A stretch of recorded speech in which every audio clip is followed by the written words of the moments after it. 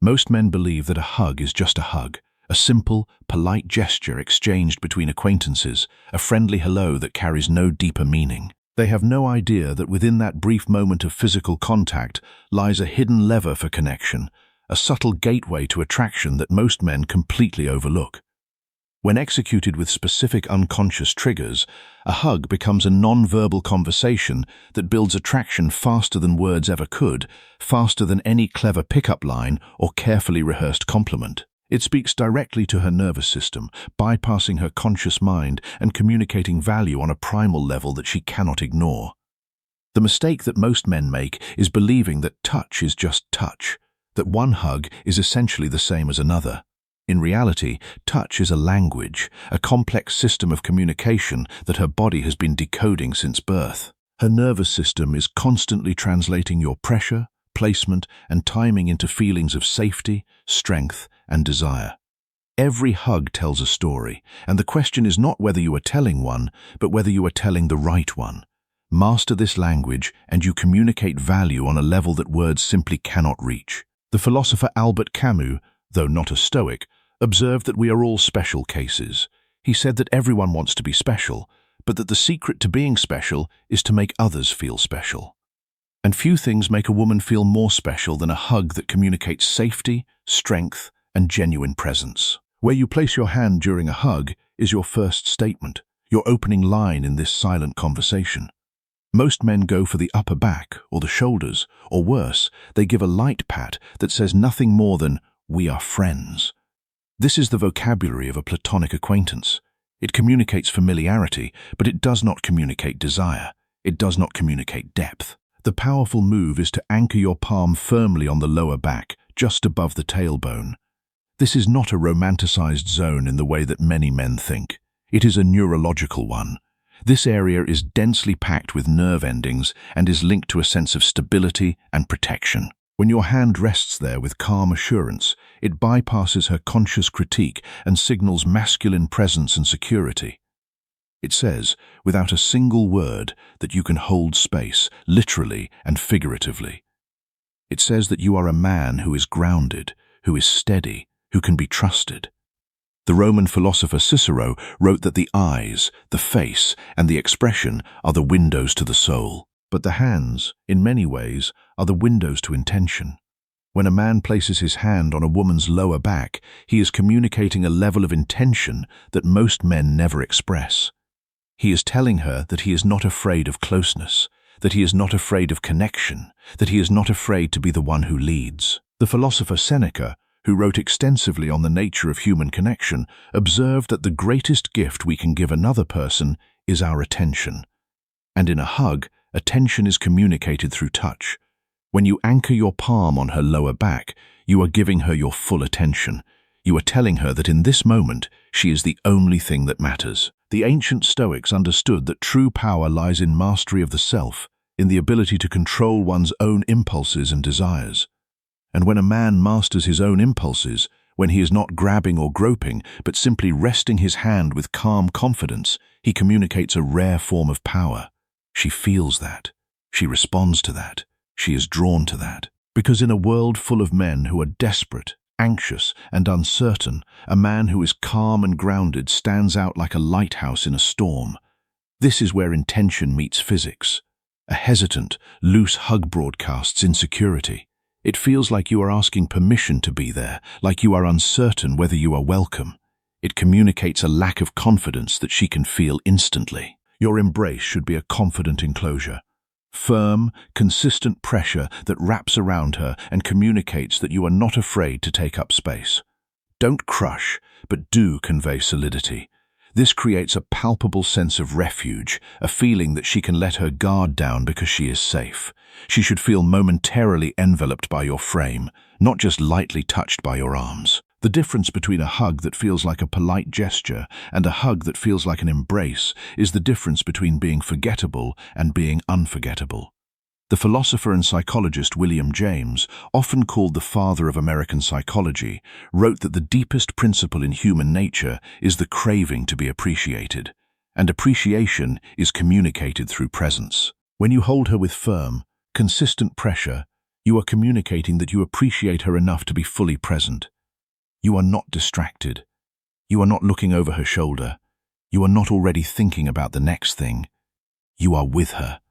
And that presence, that full attention, is one of the most attractive things a man can offer. The feeling of being held, of being securely enveloped by a man's frame, is a rare sensation that creates immediate comfort and, at a subconscious level, attachment. Most women go through their lives being hugged by men who are too hesitant, too eager, too fast, or too slow. The man who holds her with unwavering containment, who does not flinch, who does not rush, is the man she remembers. He is the man she thinks about later. He is the man she wonders about. The philosopher Epictetus taught that we should not let our fears stop us from doing what is right.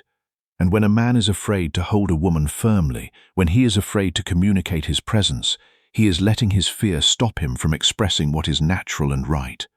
Do not be that man. Timing is your silent chemist, the invisible ingredient that transforms a simple hug into something far more profound. A 2-second hug is essentially a handshake with arms. It communicates politeness, nothing more. It says, "I acknowledge your existence," but it does not say, "I value your presence." But something profound happens between second 5 and 7. This is the window where the bonding hormone oxytocin begins to significantly release. Oxytocin is often called the love hormone, and for good reason. It is the chemical foundation of bonding, trust, and attachment. Most men panic and break away at 3 seconds, fearing they have overstayed, fearing that she will think they are being too forward or too needy. That fear is visible, and it is felt. She notices when you pull away too quickly. She notices when you seem eager to escape. And what she feels is that you are not comfortable, that you are not present, that you are not confident. Holding for that full, calm 5 to 7 second count creates a suspended moment, a pocket of time where the world around you fades away and all that exists is the shared rhythm of breath and the safety of your hold. The philosopher Martin Buber, a thinker who explored the nature of human connection, wrote that genuine existence is found in the space between I and thou, in the moment of true encounter. And a hug is a moment of true encounter. It is a space where two people meet without words, without defenses, without pretense. When you hold a woman for 5 to 7 seconds, you are creating that space. You are saying, without words, that you are not afraid of connection. You are not afraid of intimacy. You are not afraid of her. This pause is where casual touch becomes memorable intimacy. It is where the ordinary becomes extraordinary. It is where a woman begins to see you not as just another man, but as someone who is different, someone who understands, someone who is safe. The philosopher Seneca observed that we suffer more often in imagination than in reality, and the fear of holding a hug too long is one of those imagined fears. Most men imagine that she will think they are strange or awkward or too forward. But in reality, she is far more likely to feel comforted, valued, and safe. Do not let your imagination rob you of the opportunity to connect. Hold the hug. Trust the timing. Let the oxytocin do its work. The release is not an end. It is your final punctuation, your last word in the conversation. Do not abruptly disconnect. Do not pull away like you have been burned. The last touch lingers longest in the mind, and how you end a hug is often what she remembers most. As you gently pull your torso back, let one hand glide with deliberate slowness from her back along the side of her arm, or with a faint, deliberate brush against the nape of her neck or her hair. This is not a grab. It is not a grope. It is a whisper of a touch, a subtle caress that communicates trust and gentle dominance. The neck is a vulnerable, nerve-rich area. It is one of the most sensitive parts of the body, and a fleeting contact there, as you part, imprints a final message of trust and gentle dominance. It says, "I could have held you longer, but I choose to let you go. I am not desperate. I am not clingy. I am confident enough to release you, and confident enough to leave you wanting more." It leaves a phantom sensation on her skin, a sensory echo that lasts long after you have stepped away. She will feel that trail, and her mind will instinctively want to rewind the moment to feel it again. The psychologist Carl Jung, who explored the depths of the human psyche, wrote that the meeting of two personalities is like the contact of two chemical substances. If there is any reaction, both are transformed. And that lingering touch is the catalyst for that transformation. It is the moment where the ordinary becomes extraordinary, where a simple hug becomes something she cannot forget. The philosopher and poet Rainer Maria Rilke wrote that love consists of this: two solitudes that meet, protect, and greet each other. And in the lingering touch, two solitudes meet and greet each other in a way that words cannot capture. It is a moment of recognition, of acknowledgement, of connection. The philosopher Kierkegaard, a man who wrote extensively on the nature of human existence, observed that anxiety is the dizziness of freedom, and in the moment of lingering touch, she experiences a freedom from anxiety. She feels safe, she feels held, she feels seen. And that feeling is what makes her want to stay. Understand this deeply.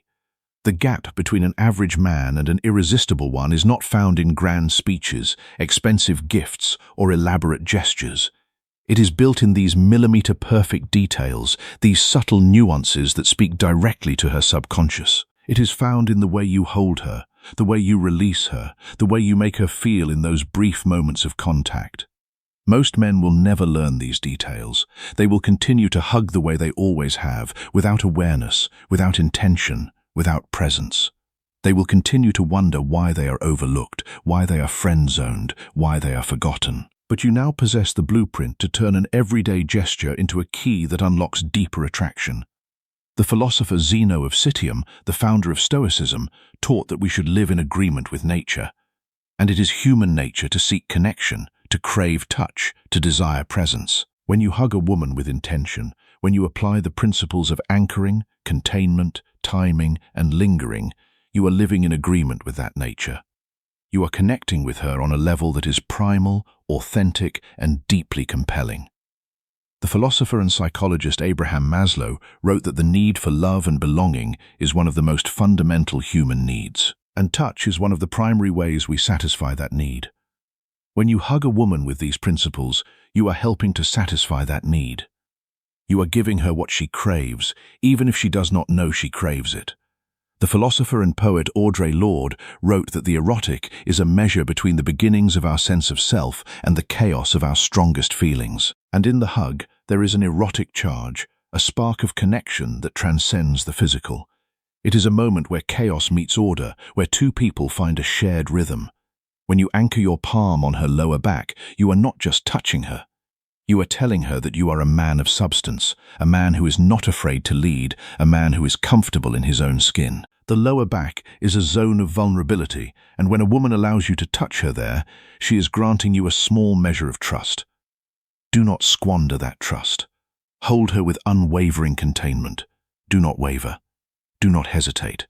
The firm, consistent pressure of your arms communicates reliability, dependability, and strength. It tells her that you are a man who can be counted on, a man who will not collapse under pressure, a man who can hold space for her without needing anything in return.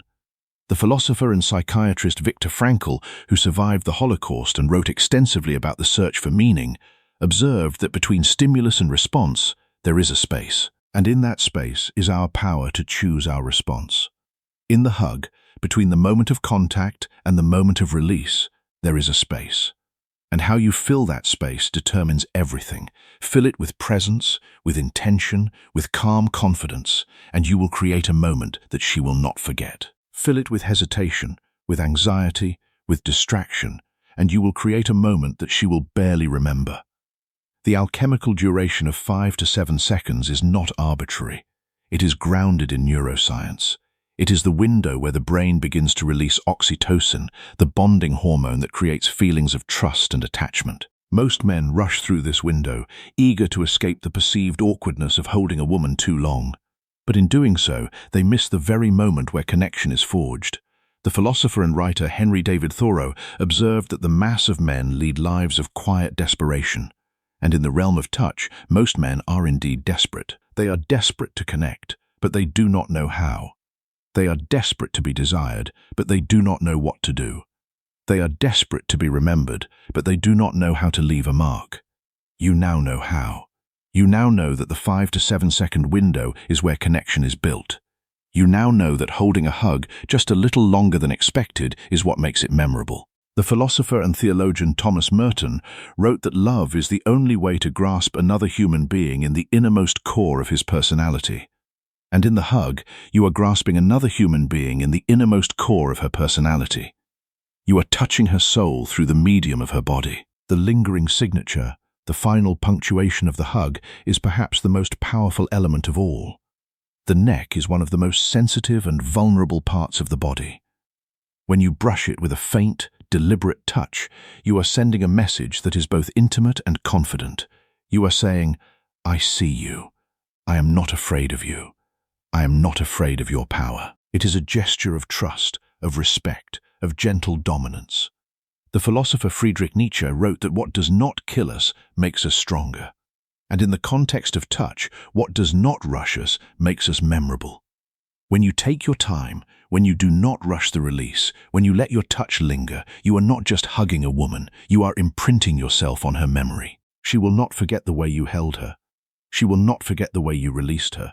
She will not forget the way you made her feel. And in the world of attraction, being unforgettable is everything. The power of these 4 principles lies in their simplicity.